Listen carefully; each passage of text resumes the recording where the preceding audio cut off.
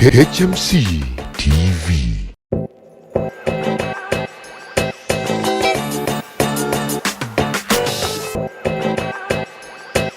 Naam, hujambo na karibu. Hii ni HMC TV na kipindi hewani ni kijana na fursa. Na mimi ni James Nandi, na kipindi hiki unaweza ukakifuatilia kwa uzuri kabisa kwenye mitandao ya kijamii ya Facebook, Instagram, WhatsApp pamoja na X ama Twitter, kwenye mitandao yote ya kijamii. Kuhusiana na mada ambayo tuko nayo siku ya leo hapa studioni, ambayo inasema kwamba ni kwa namna gani ama je, kijana anaweza kafanikiwa kwa kutegemea bidii pasina kuwa na connection? Hapa ndani siko mwenyewe, niko na mgeni ambaye ni mdau wa vijana nchini Tanzania, Benson Mremi, ambaye tutazungumza naye kuhusiana na mada hii ambayo iko mezani siku ya leo. Hali kadhalika hapa ndani niko na vijana ambao wao watakuwa na mchango wao mkubwa kuhusiana na mada hii. Lakini kwa sasa tupate matangazo kisha tutarejea.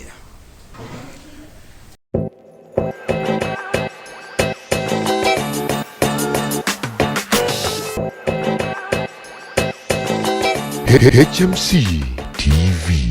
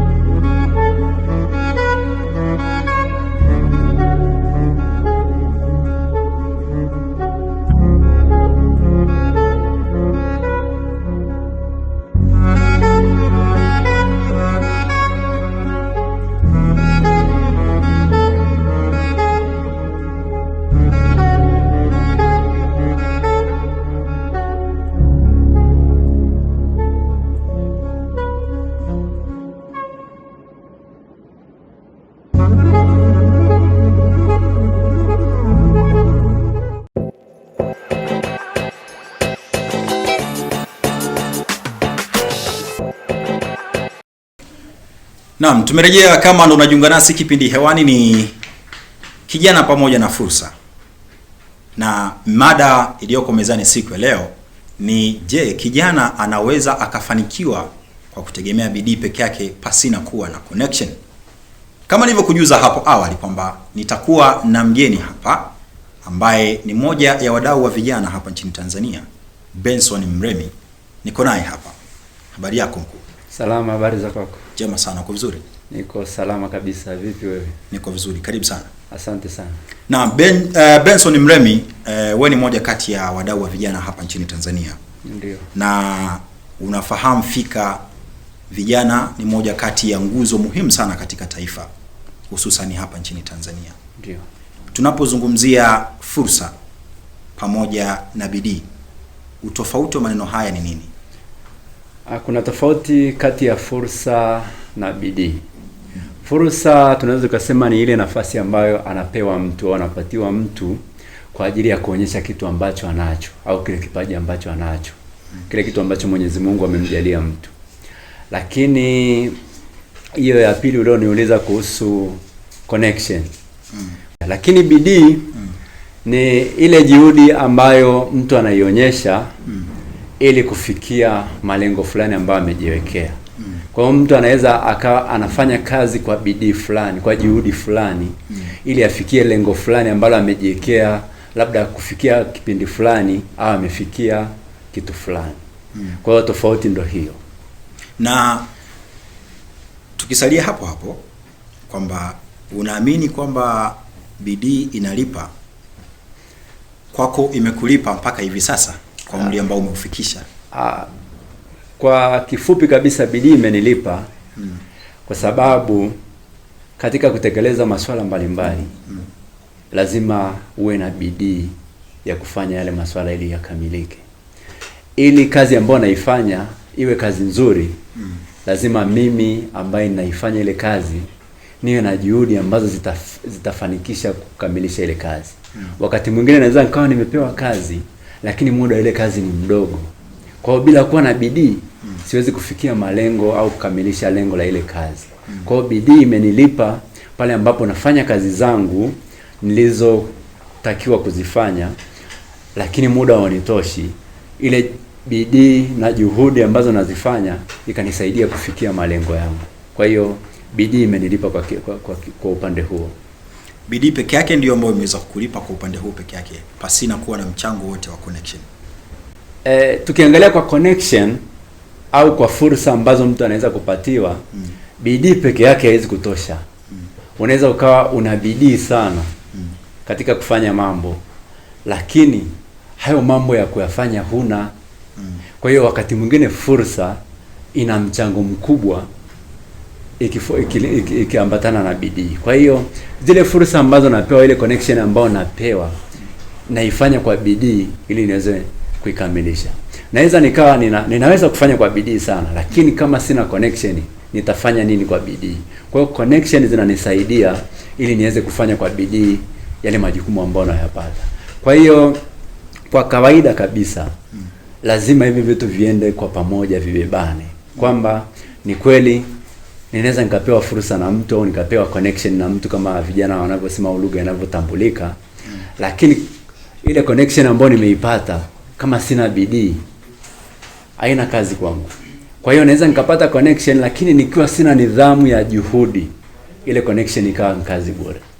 Na wakati mwingine nikawa naweza kuwa na juhudi sana lakini sina mahali pa kuonyesha ile juhudi yangu. Kwa sababu wakati mwingine tunakuwa tumesoma na kazi hizi hatuwezi tukawa nazo peke yetu. Wakati mwingine lazima tuhusiane na watu ambao wanaweza kutuambia sasa hapa tuna hiki na hiki, karibu tufanye. Kwa hiyo connection na bidii vinaenda pamoja. Kwa hiyo lazima tuheshimu fursa, lakini tuheshimu na kufanya kazi kwa bidii pia. Moja kati ya kitu ambacho natamani kukifahamu ni kwamba kazi ambayo sasa hivi unaifanya ni juhudi zako wewe binafsi au ni connection? Kazi ninayoifanya kwa sasa nafikiri juhudi zangu binafsi zinanisaidia. Lakini ndani ya kazi kuna wakati mwingine nahitaji connection ya kusaidiwa ili zile juhudi ninazozionyesha zizae matunda. Na connection ina mchango wote kwenye mafanikio ukitoa mbali bidii? Connection kwa kweli ina mchango mkubwa sana kwenye mafanikio. Kwa sababu tunaishi dunia ambayo imejaa watu wengi. Na dunia ambayo imejaa watu wengi lazima wakati mwingine hizi fursa au connection ziwe ziko mbali. Kwa kama nitakuwa sihusiani na watu ili wanipe hizo connection, naweza nisifanikiwe. Kwa hiyo connection ina mchango mkubwa sana kwenye maisha yetu sisi. Na mtazamaji wa HMC TV, kama ndo unajiunga nasi, nikukumbushe tu kwamba kipindi hewani ni vijana na fursa, na mada ambayo tuko nayo hapa studio ni je, kijana anaweza kafanikiwa kwa kutegemea bidii peke yake pasina kuwa na connection? Kijana anaweza kafanikiwa peke yake au kwa bidii peke yake pasina kuwa na connection? Kama nilivyokujuza, unaweza kuungana nasi kwenye kipindi hiki kupitia mitandao ya kijamii ambayo huko tunapatikana kwenye mitandao kama Facebook, Instagram, X pamoja na WhatsApp kupitia nambari 0748581410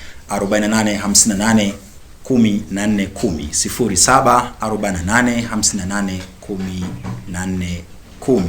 Na kama nilivyokujuza kwamba tuko na vijana ambao tuko nao humu ndani ambao wao wanakwenda kuchangia hasa kuhusiana na hiki ambacho tunakizungumzia katika siku ya leo, mada ambayo inaweka vijana hapa kuweza kuzungumzia yale yote ambayo yametuweka hapa ndani. Na nikirejea kwako Benson, kabla hatujawageukia vijana hawa ambao tumeungana nao, natamani kujua mpaka hapa ambapo umefika hivi sasa, ndio kipi kigumu, kupata connection na bidii? Ugumu unakuwa wapi kati ya bidii na connection? Kitu gani hasa kinakuwa kigumu zaidi? kwenye experience ambayo umeipata mpaka sasa? Wamezungumza swala mtambuka hapo kwamba kigumu kipi kati ya kupata connection au fursa au kufanya kazi kwa bidii, ukilinganisha vina utofauti wake kati ya bidii na connection. Vinategemeana, lakini kwa uzito kidogo nafikiri kupata connection au fursa ndo panakuwa na ugumu. Kwa sababu ili mimi nipate fursa ya kazi fulani, mtu aniunganishe kuhusu kitu fulani, pana ugumu wake. Lazima niwe na mahusiano mazuri na watu, lazima niwe ni mtu wa kutafuta sana kushirikiana na watu.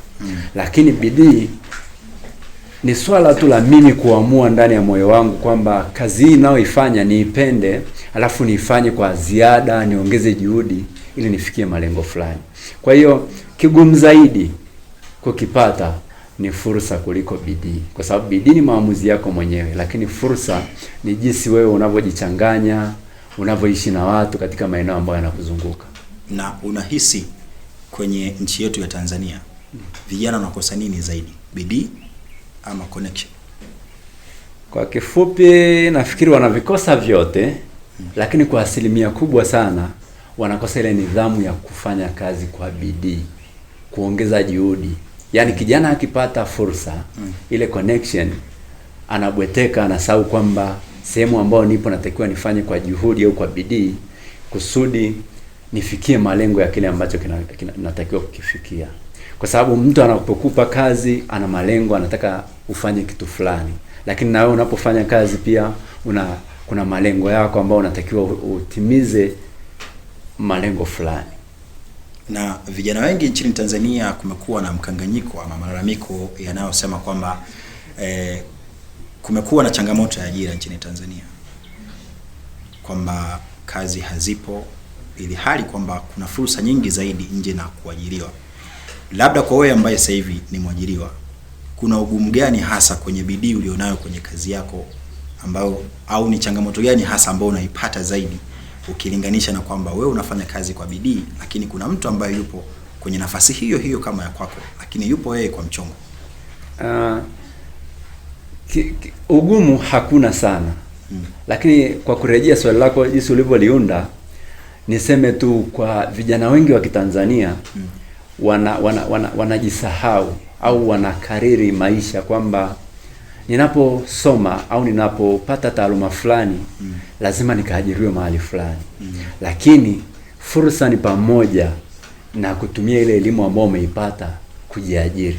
Kwa wakati mwingine wanaweza wakajiajiri kufanya vile vitu ambavyo wana utaalamu navyo, wakatengeneza ajira ambazo wataajiri watu wengine. Kwa hiyo tatizo kubwa ni pale akili za watu, fikra za vijana wengi zimeegemea katika kuajiriwa kuliko kujiajiri wao.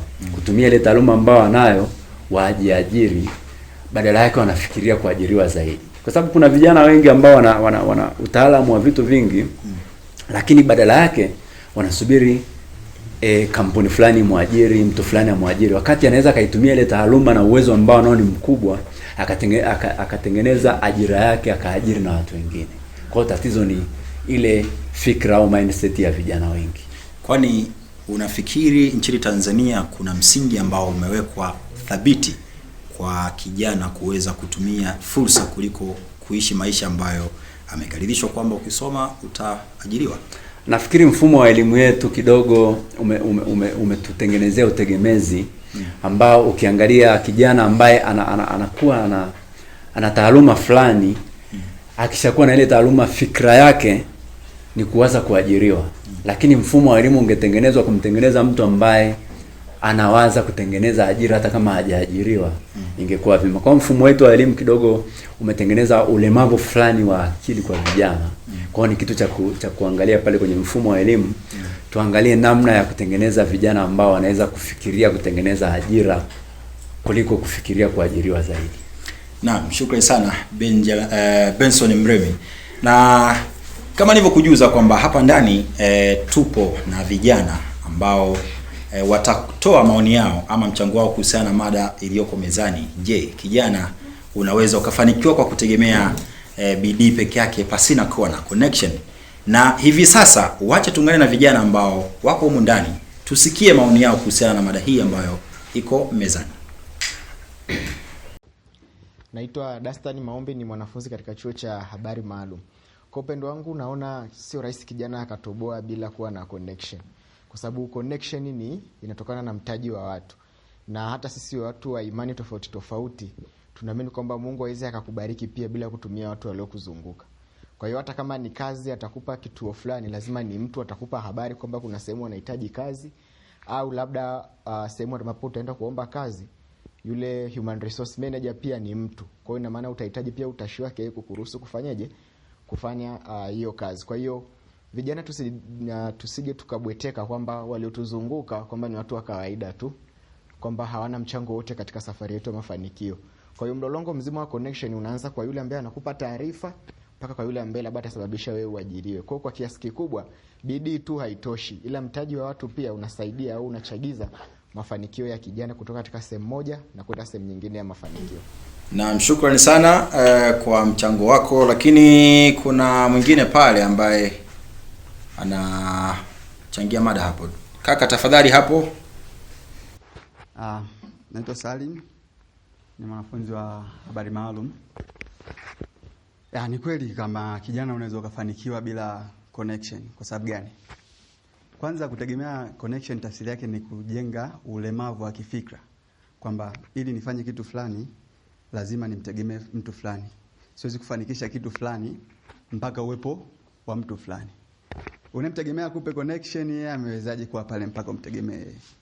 Tafsiri yake unahitaji uthubutu na kujiamini kwamba unaweza ukawa mtu fulani, unaweza ukafanya kitu fulani. Kutegemea mtu fulani akuweke sehemu fulani ni kuwaweka baadhi ya watu sehemu ambao wanafaa kukaa Mungu.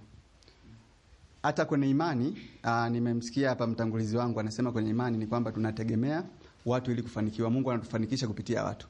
Hapana. Mungu anatufanikisha kupitia watu sahihi, sio tu watu. Kwa sababu mara nyingi kuna watu wengi wanatuzunguka, wana nafasi kubwa na ni ndugu na watupi kitu chochote. Tafsiri yake Mungu ndo anaamua kukutanisha na nani sahihi kwa wakati gani ufanikiwe. Kwa maana hivyo siamini kama tunategemea watu, ila tunategemea watu sahihi ili kufanikiwa. Asante sana kwa fursa hii iliyokutana nayo siku ya leo kuchangia mada hii ambayo ni konki sana.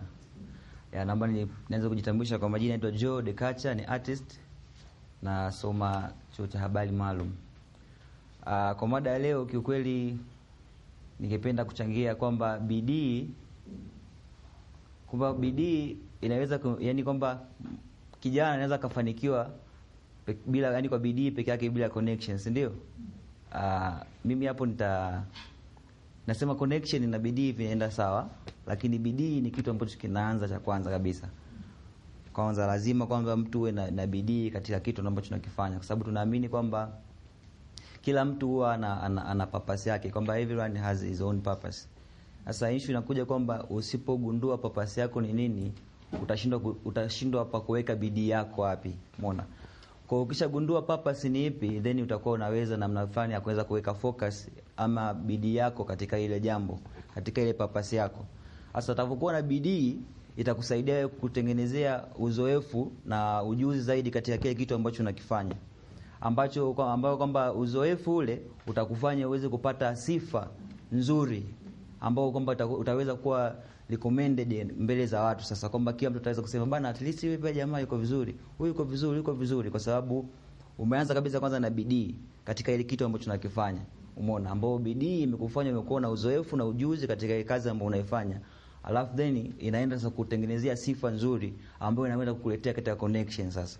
Umeona, kwa connection inakwenda kuwa mwisho, lakini sio kwamba ni kitu cha kwanza. Kitu cha kwanza kabisa ni bidii ya mtu binafsi. Kwa sababu kuna watu, connection ni kitu ambacho unaweza ukapata. Everyone, wanasema kwamba God always answers with in time of favor. Kwa kila mtu Mungu anamjibu kwa muda wake. Umeona? Kwa kila mtu, hata kama hauna bidii, kuna muda tu opportunity kinatokea, sawa? Kwa opportunity inapotokea, wewe kama hauna ujuzi, hauna uzoefu, hauna bidii, manake opportunity itakupotea yani kwa muda wote ule, umeona. Kwa bidii ni kitu cha kwanza, and then utapokuwa na bidii itakutengenezea sifa nzuri ambapo utaweza kuwa recommended. Asante. Asante Dekacha, lakini kuna dada pale naye pia ana mchango wake pale, tumsikie tafadhali. Karibu. Asante. Kwa majina naitwa Lucy Gracian, mimi ni mwanafunzi katika chuo cha habari maalum. Mimi naweza kusema kwamba mafanikio bila bidii ni kazi bure. Kwa sababu hakuna mtu yoyote ambaye anafikia mafanikio makubwa bila kupambana au bila kuonyesha jitihada za hali ya juu. Wewe tu binafsi, mfano mwanafunzi, unasoma darasani. Hivi unaweza ukafaulu bila kuonyesha jitihada? Haiwezekani. Kwa lazima upambane kwa vyovyote unavyoweza. Na kile unachofundishwa lazima ukifanya nini? Ukishika au ukipate, si ndio? Kwa unapoenda kule tuseme duniani au mtaani, unapoenda kufanya kazi sasa, ukiwa kwenye field, kule lazima uonyeshe kile ambacho ulichonacho. Unapopambana kukitendea kazi kama vile au makameramani wanavyofanya kile kitu wanachokifanya sasa hivi, ni kitu kikubwa. Tuseme ni ujuzi wa hali ya juu ambao wanautumia kwa nguvu zao, ambapo kile kinachoenda kuonyeshwa watu wanavyokitazama ndivyo ambavyo zile connections zinakuja. Sasa ulichokifanya kizuri, umeshuti kwa quality nzuri, au umeedit video imeonekana vizuri, kwa hiyo inapopostiwa kwenda kule watu wanaona watu tofauti tofauti. Kwa bidii au jitihada zako ndio zinakufanya wewe kuja kupata connection na watu tofauti na ukafika mbali. Kwa hiyo kinachoanza hapo ni bidii au jitihada zako, afu connection ndio kinafuata baadaye. Kama ulivyosikia, hao ni vijana ambao tuko nao hapa ambao wameweza kutoa mchango wao kabisa, hususan kwenye mada hii ambayo imetuweka hapa studioni siku ya leo, ambapo wameeleza kila mmoja kwa nafasi yake, amezungumza kile ambacho anakiona ni bora zaidi kulingana na mada ambayo tuko nayo hapa. Lakini kama nilivyokuambia kwamba hapa tuko na moja kati ya wadau ambaye yeye tuko naye hapa ndani na yuko hapa kuweza kusikiliza maoni, lakini pia anayo nafasi pia kuweza kujibu maswali ambayo yanakwenda kuulizwa hapo baadaye kidogo kwa vijana ambao tuko nao hapa ndani. Lakini kirejea kwako Benson Mremi, ni kweli unaweza ukasema kwamba bidii ni muhimu zaidi kuliko connection? Hakuna ukweli dhahiri kwamba bidii ni zaidi ya connection. Lakini ukweli ni kwamba bidii ama juhudi zinakwenda sambamba na fursa au connection. Kwa hiyo ili mtu afanikiwe lazima awe na bidii, lakini awe na kitu kinaitwa fursa au connection. Kwa hiyo hizi zote zinategemeana, kwa zinaenda kwa pamoja. Lakini cha msingi, tanguliza juhudi ili upate connection ya kufanya kile ambacho unatakiwa kukifanya. Nchini Tanzania tunathamini bidii kuliko connection. Mfumo wetu unaturuhusu hivyo? Sifikiri kama ni mfumo, lakini kuna baadhi ya watu wanathamini bidii, wengine wanathamini connection. Japo kwa takwimu ambayo sio rasmi, nafikiri wengi huthamini connection zaidi ya juhudi au bidii. Na unaweza ukawaambia nini sasa hivi vijana ambao tuko nao hapa ndani na ambao wanakutazama hivi sasa kuhusiana na mada hii ambayo iko mezani, na kitu gani hasa wakifanya? Wito wangu ni kuwaita tu wafanye kwa bidii ambayo inatengeneza ujuzi, ndipo kule mwishoni watapata zile fursa au connection. Maana yake mtu anayetafuta mtu lazima ajue huyu mtu anafahamu kitu gani. Na ili nifahamu huyu mtu anafahamu kitu gani, lazima huyu mtu awe na juhudi katika kufanya kile kitu. Kuna uharaka wa mafanikio kwenye connection tofauti na bidii? Hapana. Kuna uwiano fulani. Naam, huyu ni Benson Mremi, mmoja kati ya wadau ambao niko nao hapa ndani, na hii ni HMC TV, kipindi ambacho kiko live kwenye mitandao ya kijamii Facebook, YouTube pamoja na mtandao wa X, halikadhalika WhatsApp. Na sasa wacha tuungane na vijana ambao tuko nao hapa ndani kwa maswali machache kuhusiana na mada hii ambao tuko nao hapa ndani. Halikadhalika yatakwenda kujibiwa kwa mtaalamu ama mdau ambaye tuko naye hapa ndani. Asante sana kwa nafasi hii, tena ni fursa moja hapo ambayo nimeipata, nasema asante. Nakuja na swali langu moja, ni kwamba swali langu itaanzia kwamba kuna msemo mmoja anasema kwamba even in chaos there an opportunity, kwamba katika hata magumu tunayopitia na nini, lazima kuna yani katika changamoto zozote zile kuna kafursa ndani yake. Umeona? Sasa swali langu inakuja kwamba kwa sababu imekuwa ni kama vile ni tuseme ni excuse fulani ambayo vijana wengi tumekuwa tukishikilia kwamba mimi napitia changamoto fulani kwamba tunashindwa kuona fursa. Sasa swali langu ni kwamba ni kitu gani kinatufanya sisi vijana tusione fursa? Swali langu la kwanza hilo. And then kitu kingine ni kwamba unawaambia sasa vijana ambao wanashindwa kuiona fursa, wanaendelea kushikilia zile excuse? Asante. Asante. Mimi nilimakinika tangu awali nilipokuwa namsikiliza Mr. Benson hapo, na nilimnukuu akisema fursa ni ile nafasi ambayo unapatiwa kuonyesha kitu fulani. Tafsiri yake ni kwamba yeye amelenga sana kwenye connection, kwa sababu kama fursa ni kupatiwa nafasi ili kuonesha kitu fulani, tafsiri yake unategemea mtu fulani akupe hiyo nafasi. Lakini kwa sisi tunaoamini katika bidii, tunaamini ya kwamba fursa ni gepu lililopo kati ya kinachokosekana na kinachohitajika. Wewe kama mdau wa vijana, unadhani ni sahihi vijana wote kwenda kwenye mlengo huo wa kutegemea kupewa nafasi ya kuonyesha badala ya kuchungulia kinachokosekana kwenye mazingira na kukichukulia kama fursa? Kwanza ni shukuru kwa maswali mbalimbali ambayo nimeyasikia kwa wadau hapa waliohudhuria kipindi hapa studio. Lakini nipende kuanza na swali la mdau hapa, ndugu yangu Joe Dekacha, ambaye anaulizia kuhusu vijana kutokuwa na lile jicho la kuona fursa. Na kama tunavyojua hata kwenye matatizo pia ile ni fursa, lakini kwa trend inavyoonyesha vijana wengi hawazioni fursa ambazo zinajitokeza. Tatizo ni nini? Tatizo ni kwamba kuona fursa pia ni jicho ambalo limewekwa ndani ya mtu, lakini ni ujuzi ambao umejengwa ndani ya mtu. Na ujuzi huu tunaanza kujengewa tokea tunapata elimu zetu chini. Kwa mfumo wa elimu ndio ulianza kutengeneza watu wa aina gani, au ulianza kushepu watu wa aina gani ambao tunaenda kuwa nao sasa hivi.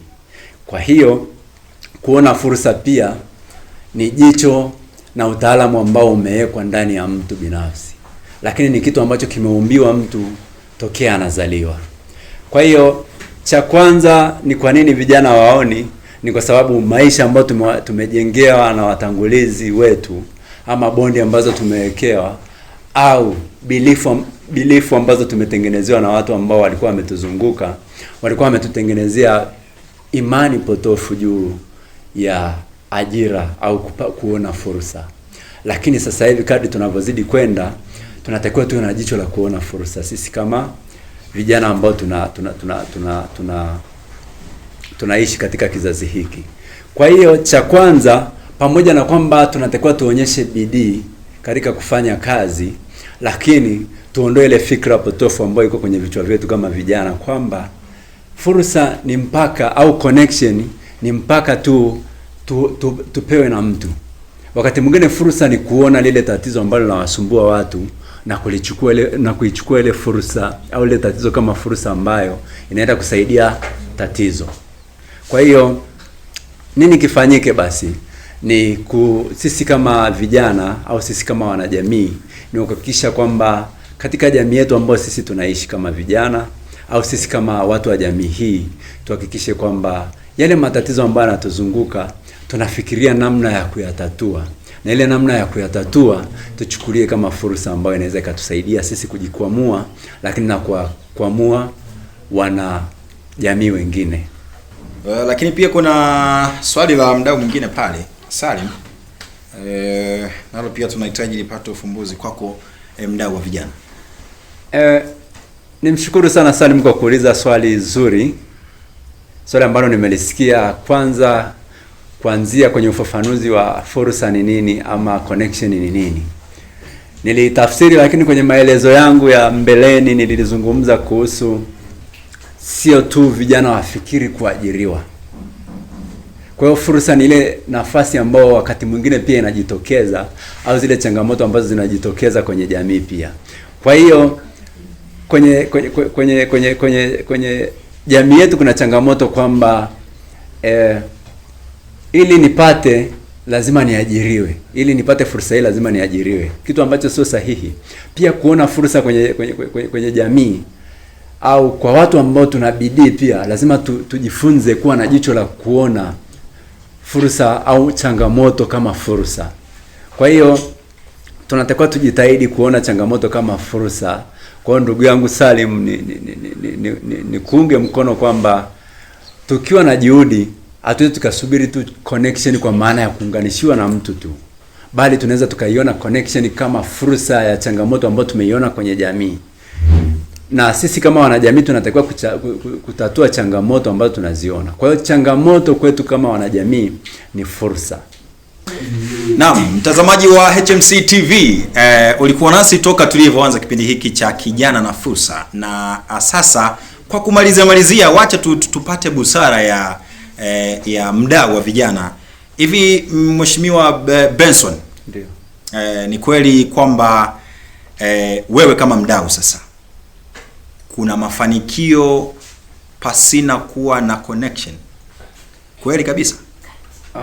Inawezekana kufanikiwa bila kuwa na connection. Kwa sababu inategemea na nature ya unachokifanya. Wakati mwingine unaweza kuwa unafanya jambo ambalo halihitaji kuunganishwa na mtu mwingine. Unalifanya wewe kwa ajili ya kupata kitu fulani tu. Lakini connection inakuja pale, labda kama nafanya hili jambo labda nitahitaji wateja, labda wale wateja ndio itakuwa ni connection kwangu. Kwa hiyo wakati mwingine naweza nikafanikiwa pasipokuwa na fursa, lakini fursa inakuja kuiangalia kwa upande wa kwamba wale ambao nawahudumia na wapelekea huduma pia kwangu wao ni fursa. Kwa hiyo naweza nikafanikiwa pasipokuwa na fursa ya kwamba nimekuunganisha hiki ili ufanye. Lakini fursa tunaweza tukaitem kwenye upande mwingine kwamba hata wale ambao nafanya ili wao wateja wangu ni fursa pia. Naam, shukrani sana. Hiyo ni moja kati ya nukuu ama ushauri ambao umeweza kuzungumza kwa vijana ambao wewe unatutazama sasa hivi. HMC TV, ulikuwa nasi toka tulivyoanza safari na mbilinge hizi za kipindi hiki cha kijana pamoja na fursa. Na hapa ndani tulikuwa na mada ambayo ilikuwa ikisema kwamba je, kijana unaweza ukafanikiwa kwa bidii peke yake pasipokuwa na connection? Nikushukuru sana Benson Mremi ambaye moja kati ya wadau ambao tulikuwa naye hapa ndani, lakini halikadhalika vijana ambao tulikuwa nao hapa ndani. Lakini shukrani nyingi sana ziende kwa crew nzima na timu nzima ambayo imeweza kufanikisha kipindi hiki kuwa hewani. Mimi ni kinara na nahodha wa meli hii. Mimi ni James Nandi. Tukutane wakati mwingine. Kwa sasa, bye bye.